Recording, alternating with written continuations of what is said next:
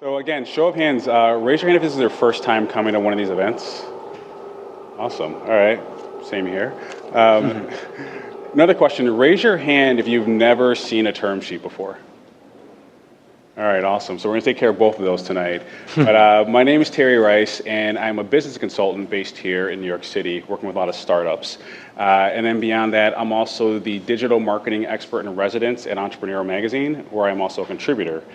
And it's funny because normally in these situations, I'm helping startups position themselves better to get terms or get funding from a potential investor. And I was actually participating as a judge in a pitch competition recently, which was unique for me because, again, I'm normally prepping people. And this person didn't win, unfortunately, that I was talking to. And the judges said the reason why he didn't win is because he didn't have a patent on his product. So I talked to him afterwards. I said, hey, man, you would have won if you had a patent. And he's like, I did. I'm like, oh, you should have mentioned that. So that's when I realized in that moment how important attention to detail is, which is why I'm so glad we're talking about these term sheets tonight, right? Because those little tiny details that you might miss can really make or break your company. And fortunately, we have a great panel. I'm going to let them introduce themselves. We're going to share their experience with us. So we'll go ahead and get started with that now. Sure. Hi, I'm Salil Gandhi. I'm a technology partner at the law firm of Goodwin, Procter. We specialize in helping startups throughout their life cycle. So we work with startups as early as formation, all the way through exit on a private basis or in the public market. So really excited to be here and talk to you about kind of one of the first really important steps in your company. My name is Maria Velaceres. I'm a serial entrepreneur and angel investor. I'm a member of Pipeline Angels, and we invest in early-stage female-founded companies. Hi, and I'm Ricardo McKenzie. I'm with JP Morgan. I'm in the investment bank, and I advise founders, entrepreneurs on raising private capital, connecting them with the right pools of capital, and negotiating those transactions. Happy to be here. Hi, everyone. My name's Caitlin Strandberg. I'm on the investment team at Lerer Hippeau. We're the most active seed fund based here in New York. We do both consumer and enterprise. Awesome, thank you for that. And as a reminder, we will be taking questions via Slido, so be sure to enter those in there. And if you see a good one, upvote it, right? So we can make sure that we get that answered. So Caitlin, I'm actually gonna go ahead and come right back to you. For those people that are completely new to fundraising, can you just explain what a fundraising term sheet is and what key elements it covers? Yes. So at the very most basic level, a term sheet is a non-binding contract. It's a document that has a handful of terms that basically outlines what will happen in an investment. And so usually it's the piece of paper, 2 pieces of paper, or in some instances 10 pieces of paper that you'll use to define the parameters of an investment and a parameter of a deal. And then that's what the lawyers will take and turn into hundreds of pages. Oops. So that's kind of like the most tactical, what is a term sheet? I think it's really important to take a step back and think about like why term sheets exist. So as a venture capital investor, we get money from people we call limited partners, and they basically trust us with their capital to deploy and steward, hoping that there will be a return on their investment. And so when they give us capital, we agree to a handful of commitments and obligations that we will pay attention to where that capital goes. We'll put kind of restrictions, rights, and protections in place so we can protect that investment throughout the life cycle of a company. And so really a term sheet is a list of rights and protections that investors have. It really comes into play when things go poorly. And when things go well, usually the terms don't really matter. We don't really talk too much about the terms. It's a set of kind of rules and obligations for when things go poorly. I think one thing that's important to think about with the term sheet is it's really an opportunity for the investor and the founder to be in line over certain elements. It's so we're kind of continuing to have the same incentives to row the boat in the same direction, which is to build a very powerful and successful and massive business. So there are all sorts of terms in there that accomplish that. I think there are a number of good terms. So on one hand, a term would be assembling a board. So you have a right to a board. Investors have rights to information. We have equity carved out for employees. These are all really good things.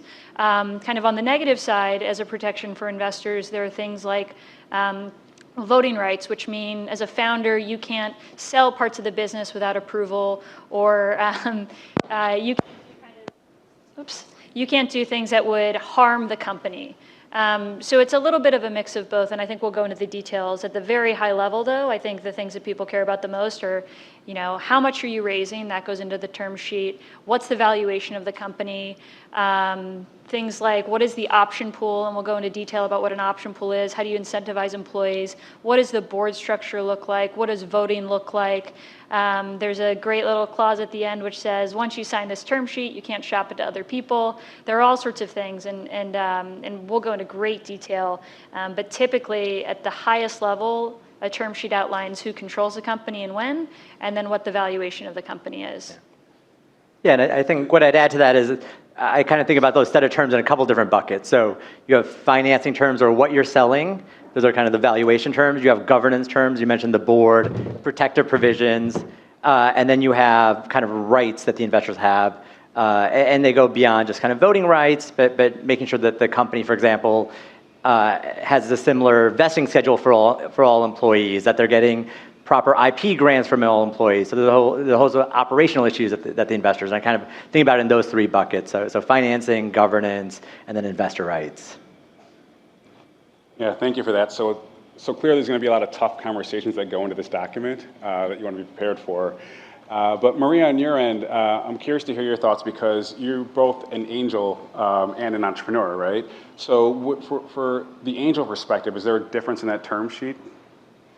At the angel level, the early stage, a lot of entrepreneurs take advantage of convertible notes or safes, and I'm sure they'll be able to speak to those, but the convertible note really allows you to defer having the valuation conversation, which can sometimes be contentious because you're an entrepreneur and you think your company is worth a lot, and the VC may, have comps that say otherwise. So in order to avoid that conversation or kind of kick that can down the road, a lot of people in the early stage use convertible notes or safes. Awesome, thank you. And it's funny, as you're all talking, I see people taking notes, which is great.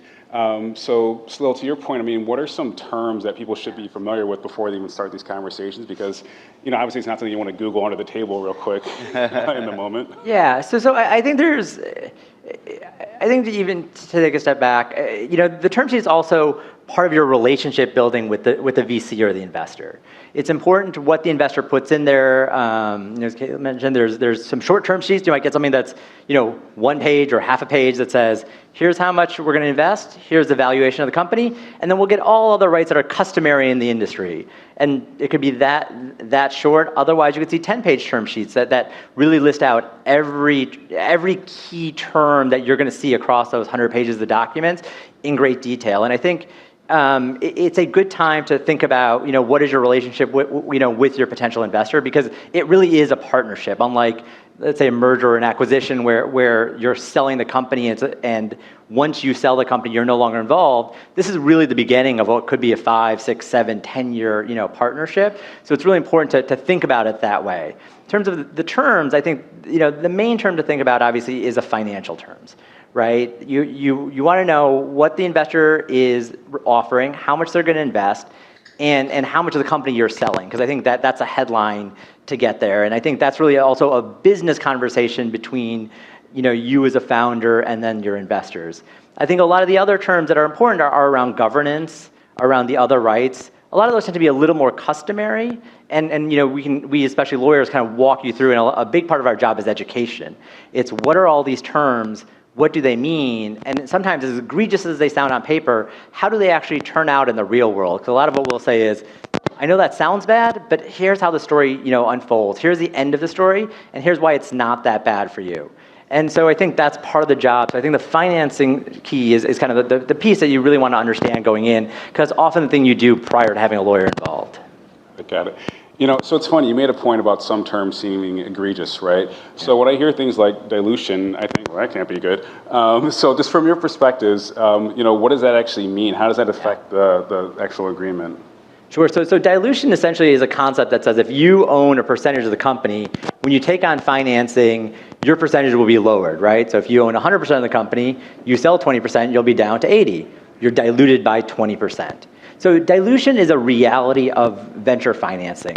Unlike, let's say, real estate financing, where you say, I need to acquire this piece of land, I need to build this building, and that's going to cost me, $10 million for the land, $3 million of construction. It's project finance. It's $13 million. That's what I need. It's a closed capital system. In the startup community, we don't know what we're going to need ultimately to get from, day one to success. And we don't even know necessarily what success looks like. So the goal is to take as much money as you need to get to the next hurdle or the next break point of your company. Maybe that's going from, a pitch book idea to an actual workable model. Maybe that's going from a workable model to your first $1 million of revenue. Whatever those hurdles are, that's what you want to hit. And so the goal is to take as much money as you need to get to that next hurdle. Hopefully your valuation goes up so you take less dilution on, right? Because with every round of financing, the higher the valuation, the same dollars will buy less of the company. And so that's really the goal and kind of how this works. And there's an alignment of interest between you as founder and your early investors as well. Yeah, and I think to that point, like you said, it is a reality of raising venture capital. I think when you also kind of take a step back, what the venture investor is doing is they're basically giving you money that you're likely to lose. And we're likely to never see it back. We make a bet, we make a portfolio bet, which is why we invest in so many companies, that some will hit it out of the park, some will just kind of struggle, some will be a great idea at the wrong time. Like there's an assumption that you're actually going to lose money on a majority of your investments or maybe make it back on some. And so founders, I think the recommendation is to think about dilution as like a somewhat even trade of us giving a founder capital with the risk that you might lose it, and if things go sideways, you don't pay it back. And so like selling 20% of your business, like maybe not a bad trade for a couple $1 million. And it's a really interesting frame to think about because, like you said, over time, founders get diluted, but over time, your earliest investors also get diluted. So we might make an investment and own 10% of your company, but if you raise Series C, Series D, our ownership is going to go down to maybe 5%, maybe 3%, maybe 1%. So for example, we're investors in companies like Casper and Warby Parker and Allbirds, and the percentage we owned at the beginning is not the percentage now, but the value has increased so significantly. It's better to own a small percentage of something big than a large percentage of something small. And so over time, everyone gets diluted, and that is a little bit of the reality. But the idea is we're betting on you to increase the value of that percentage point. So a bit of context there. Just to hit on one of your other points and looking at this kind of fundraising as a journey and hitting milestones. So some new entrepreneurs, I invest pretty early stage, they'll come in and say, okay, our company needs $5 million because we're going to do all of these things. But do you really need $5 million for the next 18 months? So you want to think of this in stages because you don't want to take on more money than you need because you don't want to give away too much of your company cheaply. When you're first starting out, your companies are going to be valued lower, right? So after you get to $1 million in sales, your values will be higher. So you don't want to give away too much of your company cheaply. So you want to think about, okay, for the next 12 to 18 months, what are my milestones? What am I going to promise to these investors? And how much is it going to cost me to deliver on that?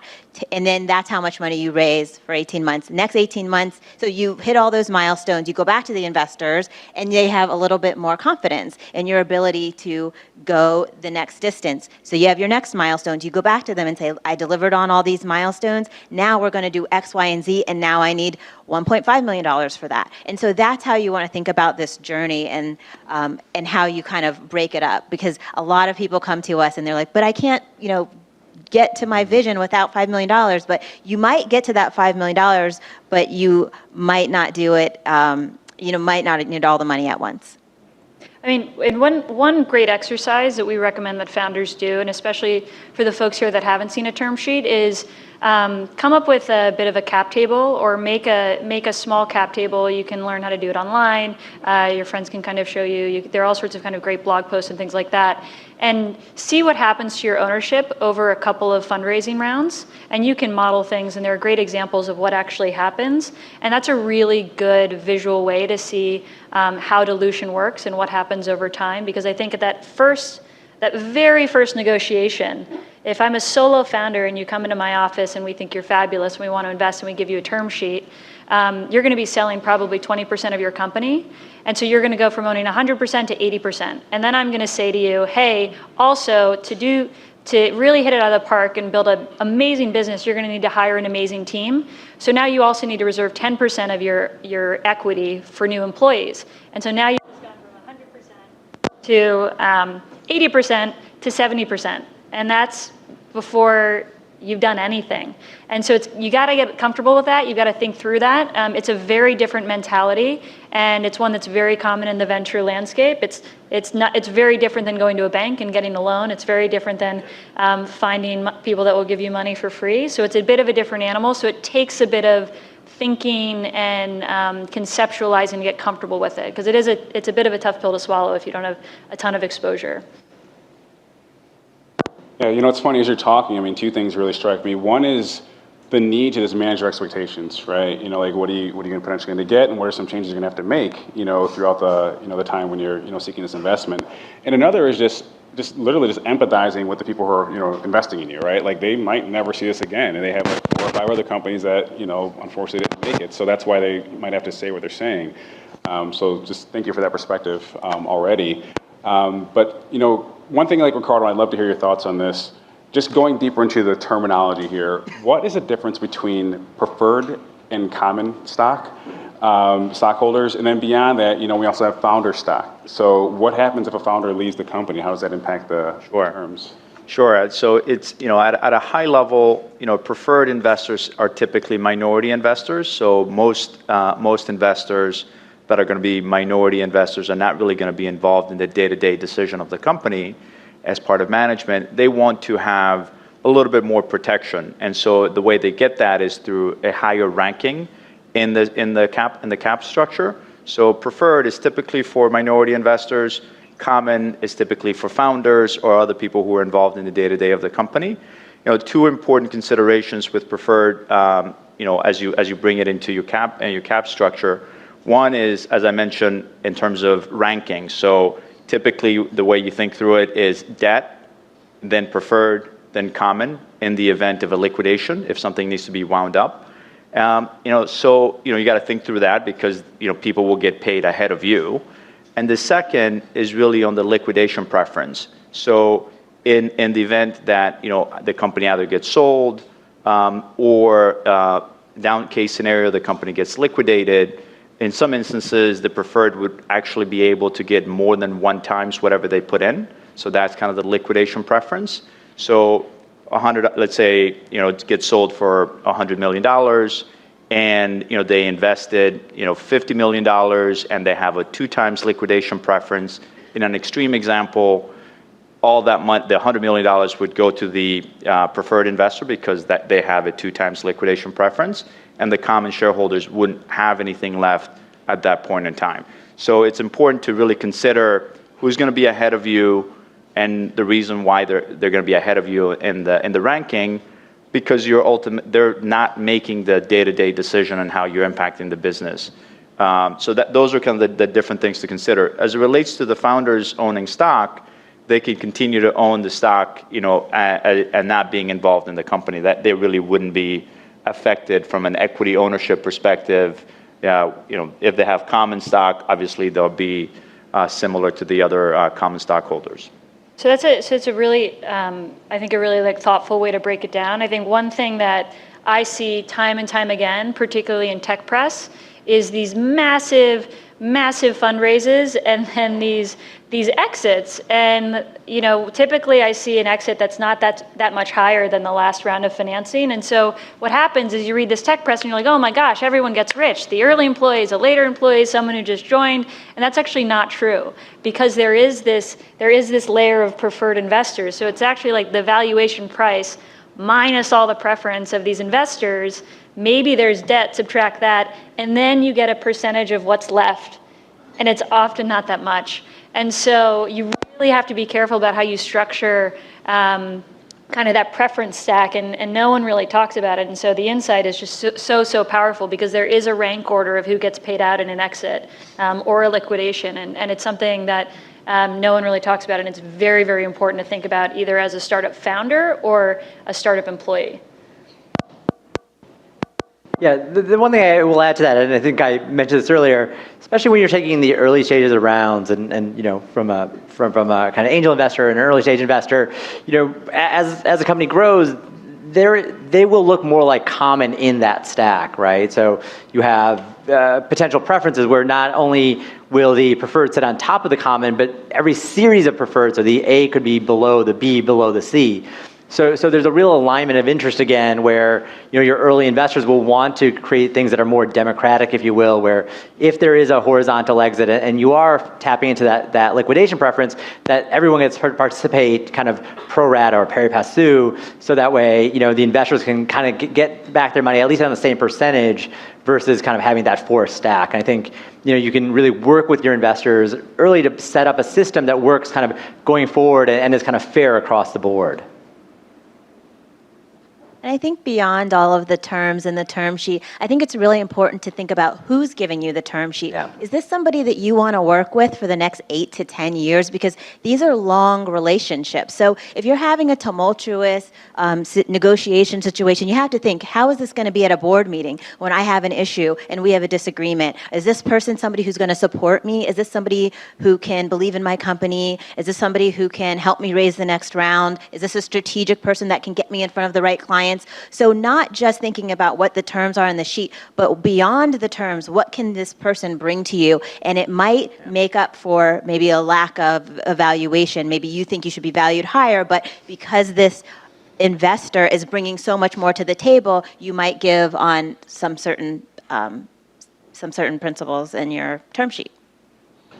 Yeah, that's a really great point. I mean, ease of doing business, you know, what's the value of that when you actually want to take someone's phone call or, you know, you enjoy meeting with them versus it being contentious, right? So that can make or break, you know, a lot of situations. And, you know, you mentioned valuations. So just, Ricardo, love to hear your thoughts on this too. You know, it's often mentioned, you know, it's obviously mentioned in the term sheet. You know, how much does it really matter? And, you know, how much give and take should you be willing to offer with that? No, it absolutely matters. It matters because it does determine the dilution that we were talking about earlier, right? It is how much is the company worth today? And so as a result, the size of the check that the investor is writing, what percentage does that represent in terms of ownership going forward? And what percentage is left for those who already own the company? So it absolutely matters. However, that wouldn't be the only thing you should focus on. There are many instances where an investor is willing to give you $1 billion valuation, but then have other features in there like a 3, 4, 5 times liquidation preference, as we talked about, to protect their downside. So there may be believers that, yes, if it's a home run, everybody wins, so everyone's happy. But if things go sideways or go down, then you really are not going to be, you know, taking advantage of that high watermark valuation. So, you know, many companies and many founders really get caught up in either being a unicorn or having a high watermark valuation, and they lose sight of the other terms that are equally important. So valuation, absolutely important, not the only thing to focus on. And one thing we see at the seed is, you know, people really want great valuations right out of the gate, but I think one important factor of an evaluation is that, like, kind of like you said, like, you've really got to think about when things go sideways. Like, entrepreneurship and startups, it is inevitable that things will go wrong. You just don't know when. And so when you're thinking about your valuation, you need to find a number that you're comfortable with, that if things go sideways, you can create more value than that number so you can raise at a higher valuation in the next round. I think it's really detrimental for a company to come to us and want a very high valuation because the expectation is they need to meet or exceed that within 18 months to raise their next round of financing. Otherwise, to fund the business, they're going to have to suffer some very, very serious dilution. And so you want to find that number that is realistic and reasonable and you can effectively beat with the time that you have. That's a great point. Oftentimes when we're advising companies on a subsequent capital raise, we sometimes get feedback from investors saying, well, they haven't really earned the valuation from last round. They haven't grown into it quite yet. So you either are looking to do a flat round in terms of valuation at the same price, even though you've exceeded your own internal expectations and achieved different milestones. So that's not great from a branding and validation perspective. Or if the business hasn't really exceeded your expectations, it may be a down round. And that doesn't help with morale internally with your employees. It doesn't help with some of the customers you may want to be pursuing as you grow and scale. So absolutely great point. You want to make sure that you're at a valuation that you feel comfortable and that you're not having to grow so much into it that the subsequent round is one that would be in question. And to add to that, in these seed stage rounds, what we're seeing at Pipeline Angels is an average valuation at about 4 to 5 million. If this is your first kind of seed round, that's kind of what we're seeing for New York, for the coast. In the middle, in the South, we see valuations typically around 3 to 4 million. So that's just to give you a little bit of perspective. And these are people, they may have some revenues, they may not, but it all usually falls around 4 to 5 million that we see. Unless you're, a super hot company, you may be up to like 8 to 10, but we usually don't see those at this early stage. So I think one of the things you want to make sure is that you don't go in there with this crazy valuation, because that can deter and turn off investors very quickly. And be quite, you want to be credible, and you want to, obviously establish, credibility with the investors, because they're going to be a partner for the long term. I think you bring up a great point, which is, how do you even come up with a valuation number, right? One is for you to actually be thoughtful about, well, what sort of company am I, and who would be the relevant companies as I think about, the universe that I'm, in the ecosystem with. What do they trade at if they were public companies, or what was the last round that they did on the private, so that you think about it as a multiple of forward revenue, as a multiple of EBITDA, if you're already generating EBITDA.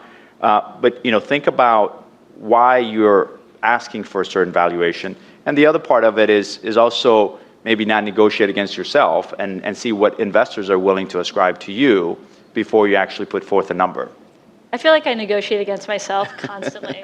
I'm like always guessing what the founder kind of wants, and then I'm rationalizing why I should do it or why I shouldn't. And it's a real like stress. But one way I would think about valuation, there are like a lot of ways to think about valuation. I think that's a fabulous way. I think it's a bit of a sliding scale. So like when you raise seed financing, you're going to be selling 20 to 30% of your business. Maybe a little less than 20 if you're particularly experienced, or you're a serial entrepreneur, or you've got a great team and your co-founder is like stellar and well-known in the space. Like the minimum you'd be selling 15 to 20%.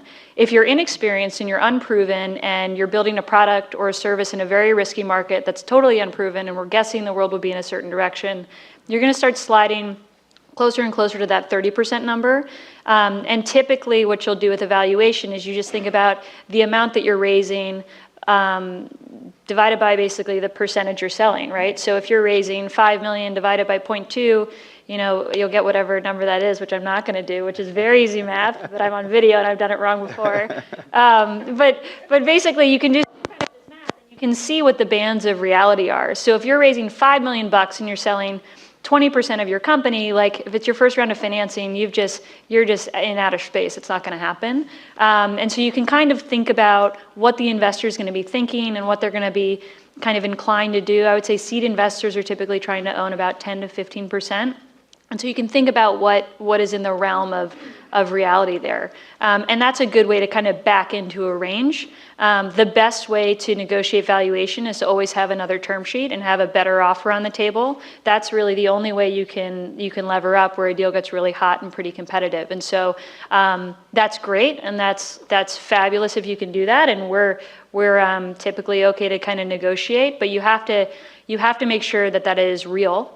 You can't pit firms against each other if it's not actually happening, because the negative side of that is venture firms talk, and we share deals all the time, and we talk about opportunities, and particularly seed funds. We love to invest together. So you want to be careful if you play that game, but if you can play that game, you should absolutely do that. It's funny. With that, so while you're trying to keep this term sheet warm, right, while you're shopping it around, Ricardo, I'd love to hear your response on this. What's the best way to keep it warm as you're shopping this around? Because it's clear, it's obvious, right? If you get the term sheet, it's been 3 days. It's like, all right, well, you're going to do this or what? It's a great point, and I'm in between two investors, so I have to be careful on how I respond. But I think part of it is whether the term sheet is solicited or unsolicited. And what I mean by that is if you're meeting with an investor, you've had a couple of discussions with them, and then all of a sudden they serve you a term sheet, right? Like you weren't necessarily asking for it. You weren't really kind of talking to a multitude of them. And so I think it's okay in that context to have other conversations and be, again, this is a prospective partner that you're going to have either in this round or in a future round. So, and to the earlier point, this is a community that speaks and is very close-knit. So you want to start on the right foot. So first and foremost, obviously being honest and transparent is very important. And then, if it's something where you are talking to different people and now you have a term sheet, part of it is, have you signed the term sheet? If you haven't signed the term sheet, then it gives you more latitude, right? And you can just be a little bit more upfront and say, I'm actually in the middle of having other conversations, and I want to make sure that I see how those shake out before I commit to something more formal. If the term sheet is signed, you are agreeing, A, not to disclose any information that is in that term sheet, so all that information is confidential, including the party, including the name of the investor with whom you've entered into that term sheet. So there are different ways of keeping it warm insofar as you're, A, being honest and transparent and kind of building the right credibility. Investors self-servingly are going to be pushing you to sign a term sheet as soon as possible, but they also understand that for great companies, great founders, people with credibility, they have choices and they have multiple choices. So you want to use that leverage in your favor. And the best time to raise capital is when you don't have a gun to your head. So do that in your planning as well. When am I going to need capital? How much am I going to need? And let's make sure I start having those conversations earlier on so you do have the flexibility of keeping them warm because you're not having to take the first offer that comes to you.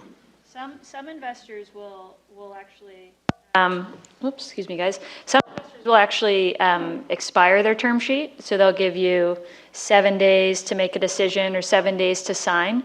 And that's a way for them to make sure that you're not necessarily shopping the deal or trying to find a better offer while their offer's on the table.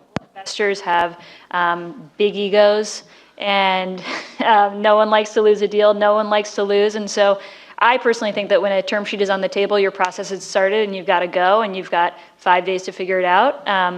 Most investors don't really want to hang around the hoop and go back and forth for 2 weeks and not know if we're working together or not. So you have to be very sensitive to that. It's good to keep options open, but you also have to remember you're working with a person across the table. They're saying, hey, we did the thing, which is we gave you the term sheet, we papered this, we want to work with you. No one else has done what we've done. And so you can give people a little bit of credit for being first and kind of really ponying up with that. But I totally agree with you. Like you've got to do the best thing for your company, and you've got to make sure you're talking to the best investors for your company. But once you get a term sheet, you've got to do that incredibly quickly. And so it's important to plan your process and plan your meetings. One thing that I think is actually pretty helpful is you can always say, hey, I have a term sheet. I'd really like to spend more time with you. Can we accelerate our decision? I have to make a decision on this term sheet. And investors will know what that means, and they'll kind of jump, and they'll get to a yes or a no pretty quickly. It's kind of like having a job interview and saying you've got an offer somewhere else. Like you can totally do that, and that's okay. You just have to kind of be open and honest and communicative about that. Yeah, I think we always tell companies that it's a dialogue. It's like dating. You just want to be upfront about where you are in the process, what your expectations are. If you know you're going to receive a term sheet from somebody, letting the other parties that you want to be as part of your process know that timeline, because you also don't want to catch them off guard, right? If there's someone you're interested in working with, you also don't want to go to them after you sat on a term sheet for 3 days, because then they have to accelerate their process, and they just, as much as they might want to, they might not be able to get that through their investment committee, through their partnership.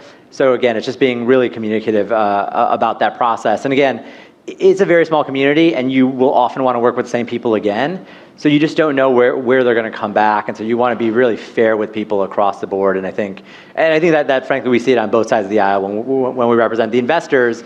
We try to be equally the same and be fair and responsive to the companies.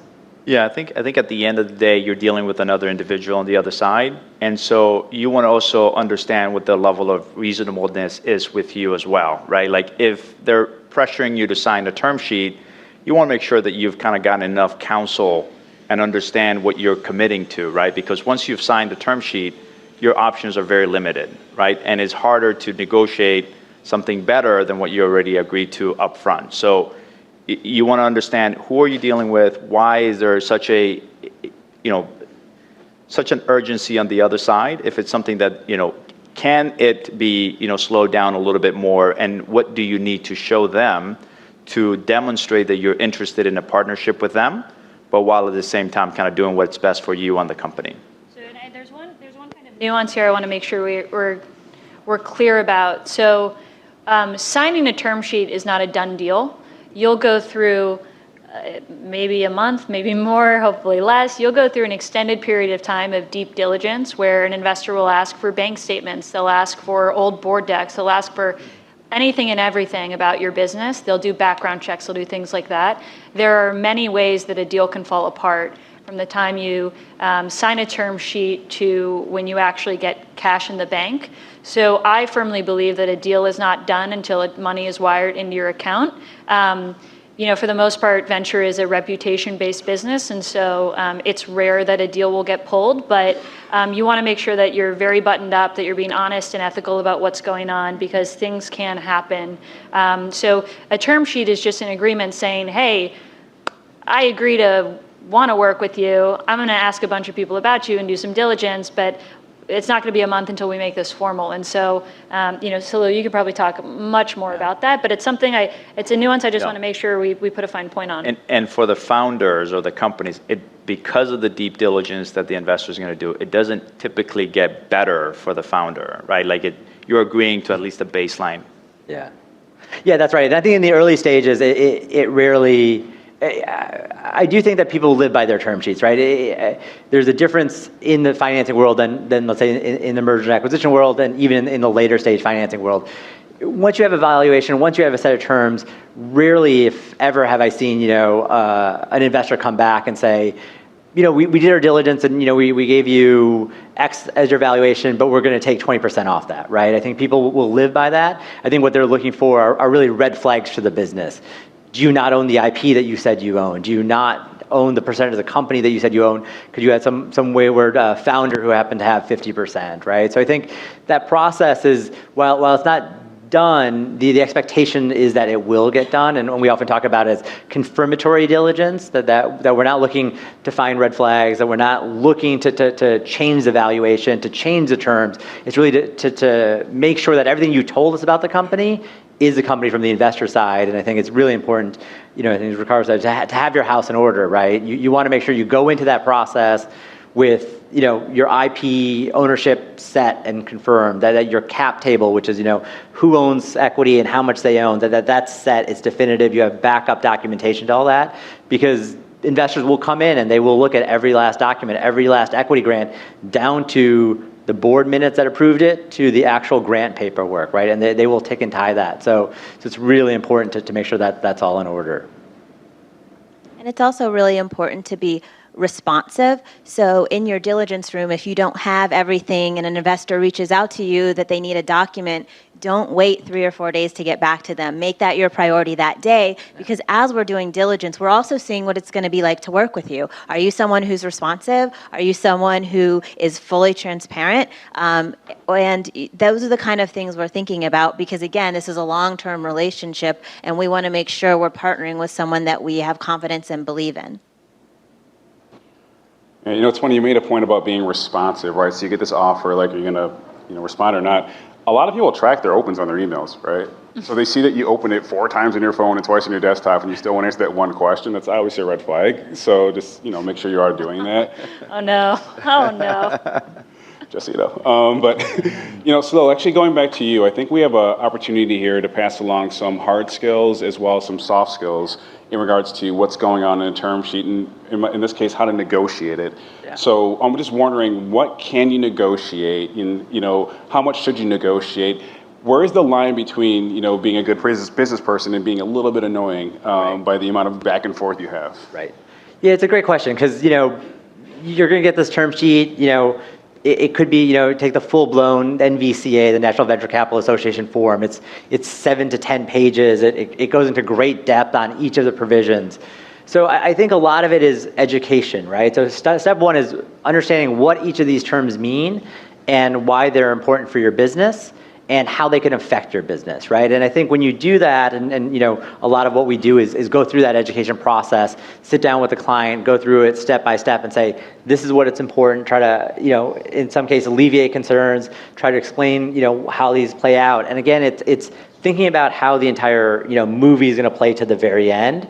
You know, one of the greatest things that first-time founders always, you know, get very anxious about, you know, investors always ask for a block on the next financing round and blocks on selling the company. People are like, it's my company, if you're only selling 20%, I still own 80% of it, why can't I sell my company? Everyone knows I need more money, why can't I go raise money, you know, without their approval? And again, it's important to pick your partners well, because if you have partners like this, you know that their interests are aligned with you and they're going to do right by you. But it's really about finding, you know, where that alignment is and then driving from there. So there are places that you can negotiate, right? And I think it's about picking your battles, about what's important to you, what's important to your company, knowing that there's just a standard set of terms that any VC you go to is going to ask for. And so it's trying to separate those that are kind of standard terms that you know will play out in a normal way from those that are very business specific. You know, valuation obviously is one that will be very company specific. Sometimes, you know, investors will ask you to vest or revest in your equity. Hey, I've been at this company for 4 years before I took any financing. I own my stock, and now you tell me that if I leave the business, I'm going to lose some percentage of that. That's one, especially at the seed stage, it becomes a conversation with your investors. And again, they're just trying to create alignment of interest that way you don't take the money and then you go sit on the beach because you already own your 80% of the business, right? So it's about working through those norms and try to create you know, alignment of interest. And again, I think because it is such a relationship, you want to really think about, you know, what matters to you and articulate that in a meaningful way. And separate that from the personal of, I'm just giving stuff up and I owned 100% of this, so I just don't want to give anything up.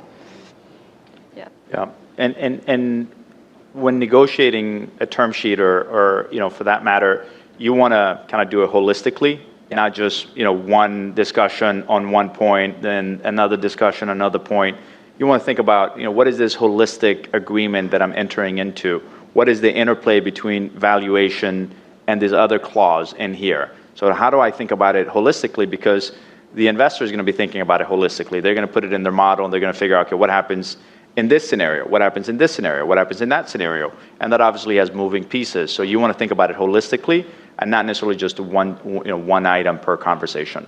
I think that is such an important point, because I think that can be the most annoying thing that happens. And because the deal changes when you ask for different things. And so when we talk about interconnectivity of deal elements, to get specific, if I know I want to own 10% of a company, I'm going to give you a certain pre-money price and I'm going to give you a certain post-money price. And that's going to be, the difference is the amount of money that you raise. And so if we agree to that and we sign a term sheet and I know how my math works, and then you go out and you talk to a bunch of great investors and a lot of people want to give you money, and you think, well, wait a second, not only do I want 1 million, I can raise 2 or 3 million, I'm going to go raise 2 to 3 million. And then you come back to us and you say, hey, I want to raise more money. And we're like, great, that's fabulous, but you have to take the dilution hit because we've already agreed on this deal. And founders are like, whoa, like, you know, I don't want to take any dilution. And it's like, well, we wouldn't have given you this pre-money if you were raising this amount of money. We would have given you significantly less because our math works out for a certain ownership percentage. And founders come back and they think, well, you thought my company was valued 5 million a week ago, and now you're telling me it's valued 3 million. And I think the reality is your company's really valued at zero if you don't have anything yet and you're raising off of a pitch deck, and we're just kind of coming up with math to get to something that we want to get to. And so that's one way where there are all these dynamics at play, where when you negotiate these small points like, hey, I want to raise more money and like things are going well, it changes the deal. And so another dynamic of that is we've signed a term sheet. I've gone back to my team and I've said, this is the deal we're taking. We're really excited about it. This is how much we're putting in. This is the ownership. And if a founder wants to make changes, I work for my team. And so I have to go back to the team and I have to say, hey, you know, this founder wants to do this different deal, or can you guys approve it? What do you think? And they're like, okay, yes, I'll approve it. And then you come back to me 2 weeks later and you want to make another change.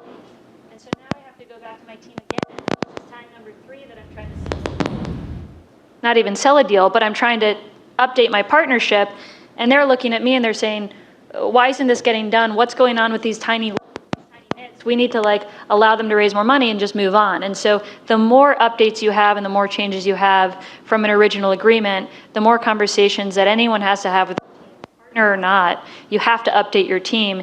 And that's where things start to get a little frustrating.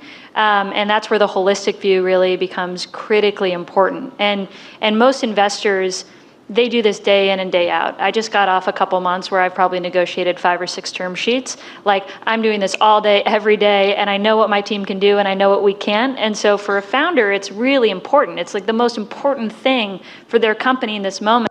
I honor that and I value that. But there are some things we're going to do and we can't do. And it's sometimes better just to figure out what's important to you, talk about them, agree to them, and then move on.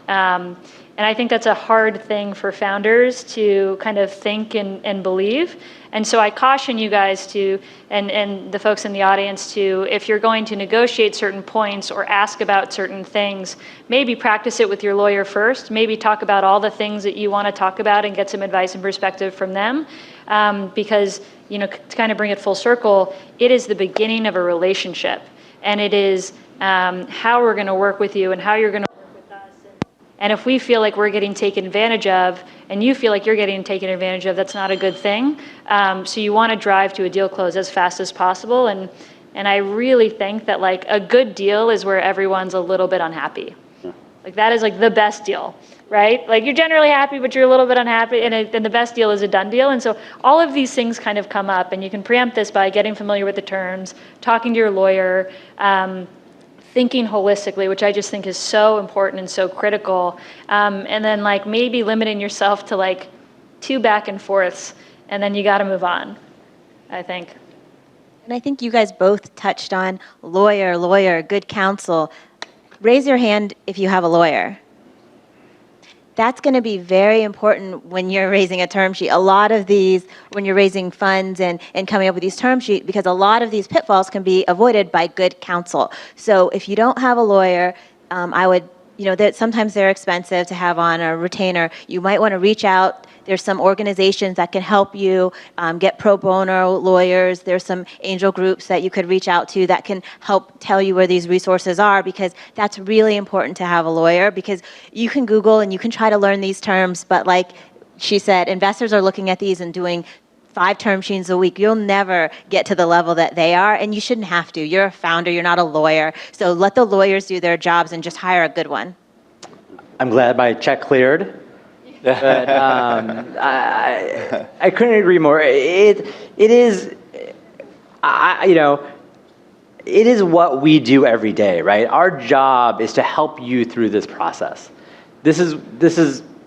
My bread and butter is doing these venture deals, right? You know, and it's similarly for the investors. This is what they do day in, day out, right? So we can just be a resource. And again, I've said education a couple times. It's because that's really where we come in the you know, handy. It's the drafting and making sure the terms are right, but it's really understanding what they are, making sure you understand what they are, and then again, seeing how that story plays out. Because again, I think that's what's so crucial. It's because in a vacuum, you can Google, you can understand some of these terms, and you know, my job is to think about the worst case scenario in every context, right? I lead a pretty depressing life in that way. but that's the job. And in some cases, it's, yes, that could be a possibility, but that's 99% of the time not how the story pans out, right? So I think it's really important to have that, and to have that support, so it's not just on you. You can focus on building the business on you know, utilizing those funds, but to rely on somebody else for things that aren't in your wheelhouse. It's just not what you do day in, day out. So I think a great question for lawyers, like one thing I love it when our founders ask our lawyers is, what is entrepreneur friendly, what is investor friendly, and what's somewhere in the middle? And a lawyer can answer that, so you can see both perspectives. And then the second question is, what is going to get renegotiated in the next round?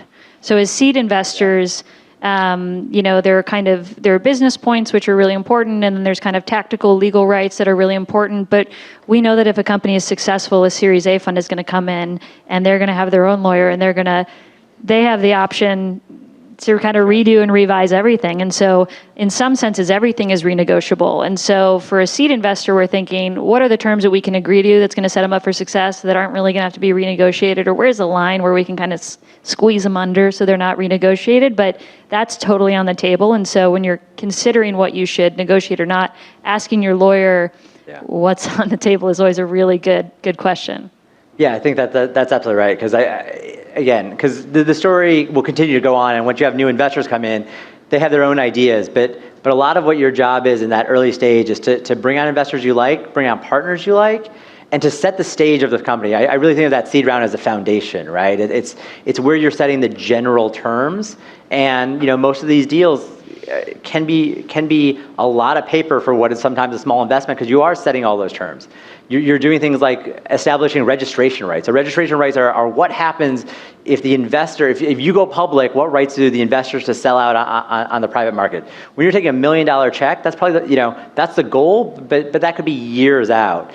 But what you're doing is you're establishing the foundation for where other investors are going to come along, what rights that they're going to agree to. And so again, it's really about setting those terms in a where that's fair for you, for your early investors, and more importantly, as you as a group are aligned going forward when you're raising that D round, that E round, to make sure that there's alignment across your capitalization table. It's interesting. As you're all talking, one thing I'm realizing is a lot of your job is, first of all, correcting behaviors so you can start moving towards desired outcomes, right? And you've touched on it to an extent, but there are some nuanced behaviors that just aren't really helpful to the process. So I want to open this up, and it's going to be great for everyone to take notes on. What are just some pet peeves that happen in the negotiating process that just irk you? And no one's trying to annoy anybody, right? But it's not knowing these things. Like, what are some things that just irk you to an extent? Yeah, I'll start with there because I'm always I'm the puppet master that's behind the company. But look, I think we've mentioned a couple of things. I think being upfront and holistic, I think, is super important, because one of the things that bothers me is when a client comes to me and says, "Hey, here's a term sheet. Here's 3 terms. I was so angry about them. I called the VC and we've now agreed to this," and then they've left a whole host of other issues unresolved. And then when you go back to the VC to negotiate those, it's like, well, I thought we were done. I thought you told me what your important parts are. But, from your perspective as a company, you may not have known how important these other 3 terms were, because they weren't maybe valuation, they weren't dilution, right? Which are things you're going to focus on. So I think doing things holistically, creating a clear line of dialogue, I think is super important across both sides. So when I work with clients, I want to make sure that they feel comfortable calling me, that we're either communicating directly with investors counsel, or that the roles are clear, because otherwise sometimes there's cross communication, and then that's where the hurt feelings start, right? It's founder VC have talked, they've agreed to something, lawyers come in, now that deal is torn up, or the lawyers talk, we agree to something, and then the business people say, oh, I've already given on that, right? It's about making sure that communication is clear, because again, it's a process and it's a relationship. So I think those are the 2 biggest ones that I see on my side. I guess the other thing that comes into play a lot when negotiating, you want to make sure that you're either speaking to the right decision maker, or that person has the authority to act on the behalf of the other party, and that you yourself have already kind of gone internally and gotten the approvals that you need on your side. So when you're representing something to the other party, that you're acting on good faith. And so when something comes back, and then you have to go back and check with some people that you should have checked with originally, and then you're having to kind of be on your back foot as opposed to always being on the front foot. I'll give some specific fun nits that I'm just thinking of all these deals. Literally the easiest negotiation that ever happened was a couple months ago, where we gave a valuation and which we thought was fair, and he came back and he was like, I think it could be a little higher, but on the whole, I'm really excited to work with you. I think it's worth it to work with you, so I'm cool with it. And I was like, what? And we give a fair valuation. And so we give what we think is something acceptable and something they'll take, and we lead with the right thing. And so that was just the most beautiful phone call I've ever had. And it was I want all founders to be like this. And of course, no founder has ever been like that again. But it was this moment where it was I see the value in working with you. And so if everything goes well, nothing matters. This is going to be great. And so I really liked that perspective. And I found that really refreshing in the moment. One nit that I think comes up time and time again for me is, and I have deep empathy for founders. I could not do the job that you guys do. And I'm just so thankful I have the opportunity to invest in you and support you. But one thing that comes up time and time again is a fundraise is brutal. Like, it is literally like probably one of the top 10 worst experiences in your life is like fundraising for your company. You're not sleeping, you're not eating well, you're telling the same story over and over again. You're talking to some people that get it, some people that don't. It's a lot of no's. It takes a lot of persistence and a lot of grit. And so I understand when a company that we give a term sheet to says, oh, I just really want this like fundraise to be over. And I'm like, I do too. I really want your fundraise to be over. But then they come at me with like a list of 10 or 15 things to negotiate that we've already addressed. And the reason the fundraise isn't over is because they won't let it be over. And that's something where I think I see first-time founders do it a lot. Really experienced founders really take this perspective where they're like, you know what, it's better to just be done than perfect. And I think that can save you a lot of time and energy because when you get the money in your bank account, you don't really get to rest. You're going to get a phone call from me being like, okay, when are we doing our first strategy kickoff? And so it's better to minimize that process. That's one nit that I always kind of get a kick out of. Because I desperately want the process and the phone calls and the emails to be over too. All right. Well, glad you got an opportunity to vent. So hopefully. I mean, you queued me up for that. You were like, all right. Negative. You were set up for that. So yeah, I do want to hop into questions shortly. Maria, I just have one more for you before we do that. Just knowing what you know now, what would you change just in regards to your past, in regards to this whole experience? As an entrepreneur, fundraising, I think it would definitely be to get a support network. As she said, it's such a grind fundraising, and just learn as much as you can, but know you can't learn everything, and know there's going to be a lot of rejection involved. There's going to be success, but it's just a journey, and it's really great to have a support network of other entrepreneurs or a community that you can vent to and that can, support you through the process. Awesome. Thank you for that. The one thing I'd add also would be, as you're thinking about this, term sheet negotiation or just fundraising in general, this is also an opportunity for you to ask questions of the investor. Like, what is your value proposition? What is your value add? Like, what do you bring to the table? Not every investor is the same, and they want to be perceived as being different and unique and value add. So this is an opportunity for you to get to know them as well as a team, as individuals, et cetera. And then asking, who have you worked with in the past? And maybe, to your point on support network, talking to some of those other founders that they've invested in before so that you get a sense for, what's the spirit of kind of working with these people? Because that may inform how you negotiate with them, right? Like if you know that ultimately they're reasonable people, they've worked with a number of founders, everyone's happy, then you don't want to be perceived as the problem child kind of going into it and being really hardcore. If there are investors that don't always play nice in the sandbox, then you want to be getting the right counsel, talking to the right people to make sure that you know how to approach it from, what if things don't go as we all expect it to go. So I think that's a fabulous point. One thing that we do at Lerer Hippeau is, we really believe that the value of an investor really comes out when things go sideways. So instead of introducing our founders to the founders of Casper and Warby Parker and all of our great companies, we'll actually introduce them to the companies that didn't succeed and didn't go well, because that's really the color of an investor. And so you can do that type of diligence in a term sheet, like in the term sheet phase. When someone says, hey, they want to invest and they want to commit, you should say, great, I'd love to have you as a partner. Can you send me a reference list or a diligence list? What have been the companies that have done well and what are the companies that have not done so well? And make sure you talk to those people, the founders that have struggled, because I think that's critical. That's a great point. Great, thank you for that. So we can all have some real tangible takeaways. What are some tools or sites that founders should explore to dig more into these topics? I know SVB Bank, they put on a lot of programming for founders, and so you might want to take advantage. There's several banks that have programs, and angels, a lot of angel groups will put on programs as well that's more educational, and so those are always really great to go to.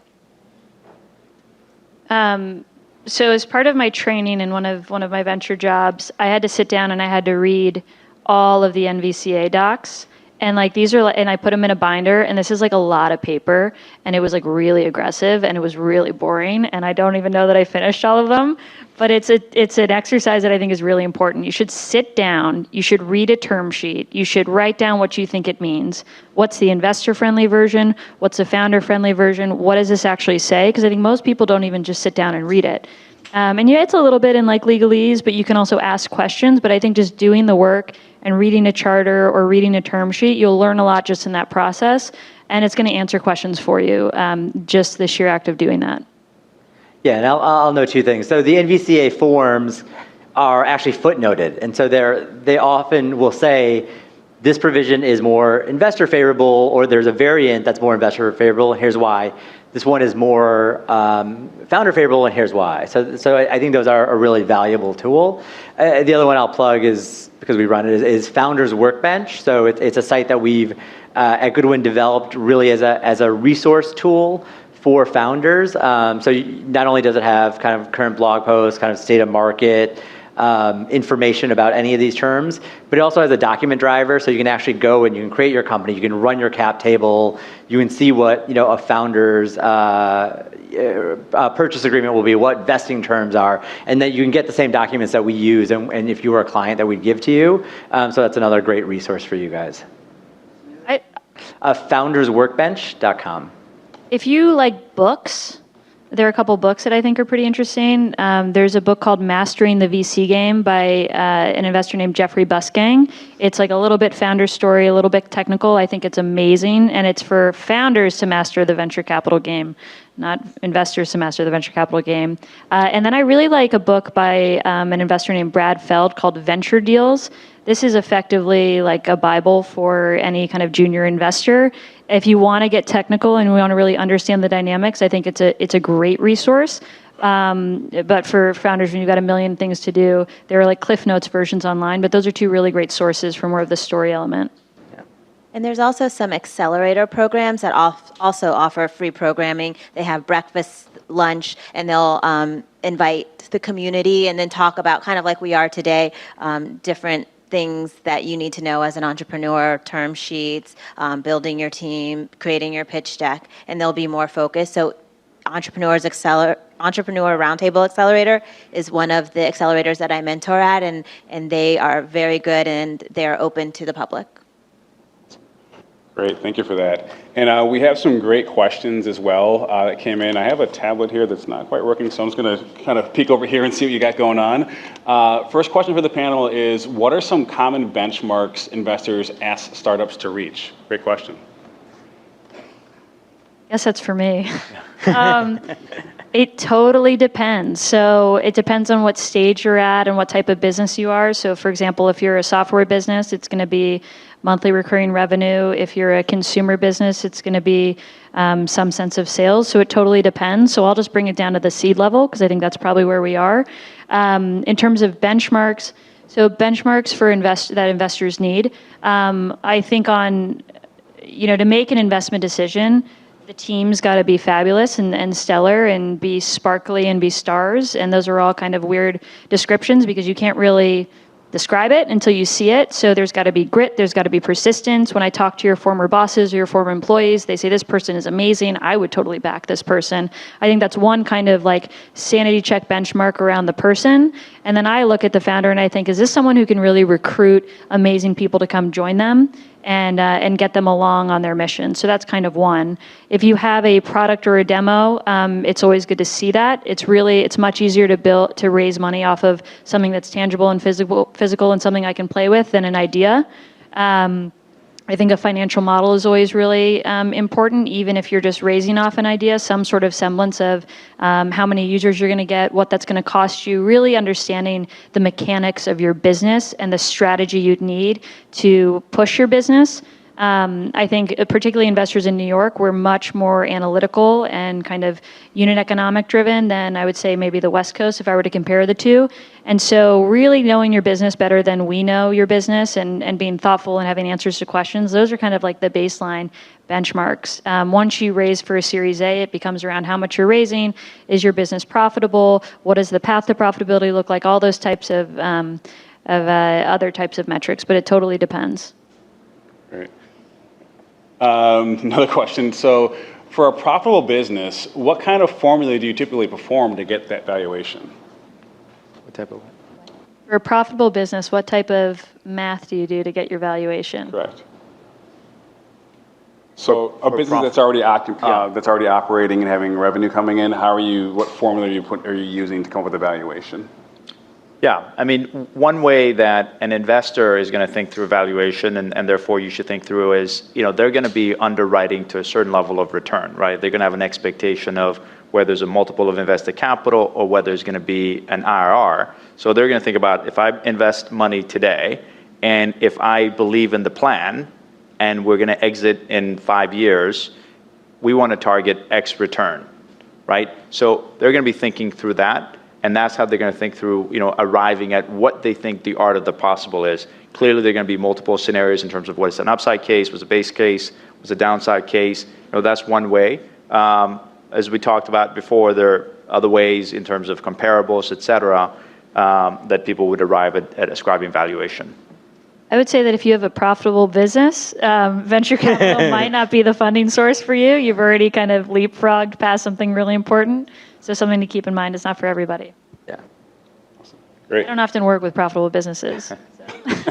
Well, and then just one thing on profitability. Like, so many companies today that are not profitable could be profitable if they wanted to. So there was a mention about unit economics, right? So in the earlier stage, there's some founders who are so, in their mind, they think, I got to be profitable, right? When instead, what they should be doing is actually investing and growing the company faster, right? So profitability is not the end game, is how do you actually gain the scale and get the beachfront, go after the massive opportunity that's ahead of you, as opposed to focusing, I need to be profitable today. People know that you could be profitable if you didn't invest as much in marketing, if you didn't do the things that you were doing to invest in the business. The question is, are the unit economics, do they work, right? Like, that's what investors are going to be focused on initially.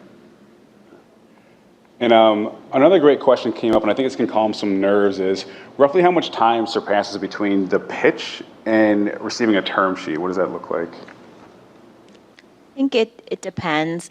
It's very different for everyone. I hear founders complaining about certain groups that take longer than others. At Pipeline, we have like a 4-week term, so you're going to hear a yes or a no, and we're going to get the ball rolling within 4 weeks. But I think it can vary. I think for like Lerer Hippeau, where it's a pretty, I think, quick to decision process, it's usually from the first meeting to a decision, I would say, is probably 3 weeks. And your real limiting factor there is the number of partner meetings you can get in from when you've had your first pitch to the very end. So typically a partner meeting is when the whole team gets together and they talk about your business. And so you typically need a couple rounds, because I can pitch your business and say, I just saw the best business in the world, we should invest. And then someone will say, well, that's great. These are all the questions of why it might not be the best business in the world. And so I have to go disappear for a week and get those answers and have someone else from the team meet them. And then we come back and we all talk about it and everyone agrees with me that it's the best business in the world. And then we put down a term sheet. Or people don't agree with me and then we don't put down a term sheet. So that's like at the small end. But typically it'll take when you're raising, it should take you probably 3 months from when you first start your process to when you get your first term sheet. You're going to have a lot of false starts. You're going to have a lot of conversations. You're going to have a lot of people on teams traveling. A lot of people go to San Francisco or LA or go on vacation. Life happens. And so you have to kind of account for that. Yeah, I'd say 3 months would be a success, right? From the moment you say, I'm ready, I'm going to get prepared, and I'm going to go. You're going to need time to prepare, and that's going to take you a month to just kind of get all the documents in place, finalize your presentation, finalize your model, kind of be ready for prime time. And then once you have that first initial meeting with the investor, they're not just going to go away and then like be in a vacuum, for 3 or 4 weeks and then come back to you with a term sheet. So that time, that period of time is going to be a function of the information flow, the speed at which you can, respond to the questions that they have, the level of preparation that you've done prior to that, so that they can actually go and inform their teammates in terms of what questions do we have at the outset, here's the answers that we have, what additional questions came out of those initial requests. So that's going to be, I'd say probably, I think a month, between your initial meeting and receiving a term sheet, plus or minus a couple of weeks. And you can expedite this by having a very thorough diligence room set up. So a Dropbox folder with a bunch of different folders in them, your financials, your business plan, your marketing plan. If you have all of that, it will make it so much easier for the investor, so we don't have to go back to you so many times with data requests. So much easier. Because when you have a block of a couple hours that you can process a company, it's beautiful, and you can prep that you can create an investment memo just by looking at that. When you don't, it gets really stalled. And then if there are a couple companies happening one time, it gets incredibly difficult to have. Usually the junior person is packaging your deal. So if you can make things easy for them and accessible for them, it makes things easier. And that's such a great tip. And thank you so much for saying that. Awesome. So it's funny. So it seems like there's almost like a seasonality, right? I mean, if it's like summertime, everyone's traveling, it can take longer to get a response. And then maybe end of the year, people are trying to get these things off the books quicker. So, you can even have a strategy around that. I don't know. I don't think the cycles are real. And I think the partners and maybe disappear for a couple weeks in the summer, but it's not a bad idea to be raising in the summer, because everyone's under this impression that like everyone takes the summer off, and so everyone's holding their companies until September, and September, October, November are the worst months of my life. And like, we have nothing to do for the most part in that kind of July, August lull. So if you can get something in before the first couple weeks of August, I think it's amazing. We've done deals in August. We do deals all the time in August.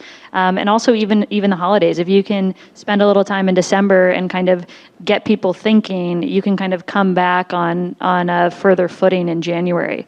So I say, if you've got a good company and you need money, like, don't spend too much time thinking about the venture cycles. I think a lot of it isn't reality. And there's no better time to get someone to pay attention to you when there's not a lot going on. Awesome. Great point. You're the expert here, so I appreciate that. So we have just a few more minutes. Let me grab another one here. Do bad terms initially only result in bad fundraising rounds later, or is it possible to get a meaningful renegotiation later? So, we advise a lot of companies on kind of later stage rounds, and, oftentimes, we see kind of best practices where, you set the right terms on the initial round, and then everything kind of follows, because most investors on subsequent rounds are going to say, well, what did you agree to on the last round? And that's, sets the benchmark. We've seen, really messy cap tables and different securities and different preferences, et cetera. And we've seen very clean ones. So yes, you can negotiate stuff later, but you always want to start, kind of with the best deal that you can. And I think the earlier point that was made is, don't think that you need to solve it all day one in terms of all the capital that you're going to need. Just do it in sequence, right? Always be kind of on the front foot by achieving the milestones that you said you were going to achieve, and then kind of continue to build the company that you set out to do, so that when you're fundraising, you're not really at the behest of the investor. Great, yeah. Thank you. I was definitely paying attention. Let me grab one more. I do appreciate it. Let me grab one more. And then I assume you're going to be here a little bit afterwards. So additional questions, feel free to reach out. But I'll grab one more here. Do investors at the seed stage stay through Series A and B? With a dilution, do they downgrade their involvement in the startup? Yeah, I think typically they do. So seed investors are really great for that seed to Series A phase. On occasion, they might stay on the board after you raise a Series A, but typically beyond a Series A, they eventually roll off. The board will get too big. The amount that you can help is maybe not as much or not as meaningful. And so there is a point when you generally roll off the board. if you take a board seat at all. One thing that we do require is in all of our deals, we require information rights. So even if we're no longer on the board, we're getting the board updates, we're getting quarterly reporting, we're seeing what's happening with our investment. So that's a way to kind of stay in touch. Occasionally, we have kind of some of our investors stay on the board long term. So Ben Lerer is actually on the board of Casper, which has raised a number of different rounds. But I would say that's more kind of by exception than anything else. Yeah, we see that with companies all the time. I think, again, it goes back to the relationship and what's that value add for what stage of investor, right? So early stage, they will help you get through your C to your A to B, potentially they stay on longer, but often they're also encouraging you, and they have a network of later stage investors that they may partner with to come in those later rounds to help you go from your initial startup phase to your initial revenue to how do you grow? How do you grow outside the U.S.? And some funds are more helpful in those type of activities. And then you'll also see strategics come on board. So these are investors that are not funds and purely in it financially, but they may work in that industry. So if it's a healthcare company, you could think of an insurance company that might invest. If it's a prop tech company, it might be a large property owner that invests. And so they can bring on more than just capital, but they could be a customer, they could be operational resources, they could be market intelligence. So again, I think that board dynamic changes and that type of investor changes through the rounds. And for also just a bit more context, as a seed investor, you're okay with that. So right.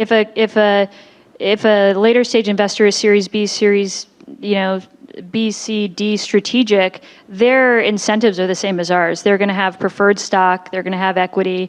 They've created a price that now they need to surpass. And so generally, we're all rowing in the same direction, and we're okay with that. So it's not a bad thing to roll off of a board, but in any way. Yeah. Any other closing thoughts? No, I think they covered it. I think in terms of the board representation, I do think that part of it is making sure that the board represents various skill sets. So you don't want to have just all people who are finance driven, right? You want people who are bringing perspectives that really address the needs of the company as they think about scaling, right? So who has expertise in marketing, for example? Who has expertise with certain connections in different geographies? So not having a board that's full of investors is not necessarily the best thing for the company.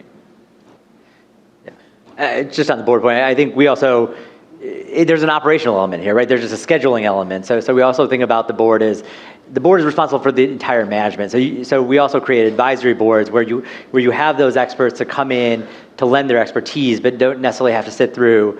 We're now going to give, our rank and file engineers these option grants. Are these the right number of grants, right? There's an operational element, and different board members can add to that operational element, and then you can have an advisory board that can help you with bigger picture, more strategic initiatives as well. Great. Well, thank you again for that. I mean, this has been amazing, and I'm sure we all appreciate your willingness to share your knowledge and your experiences with us. And, for a lot of you, the first time you have these conversations with someone like these individuals might be kind of nerve-wracking, right? But I think they've done a great job of just letting them know what to expect, and then beyond that, how to best prepare for these conversations. So again, thank you very much. I do appreciate your time, and thank you for coming out.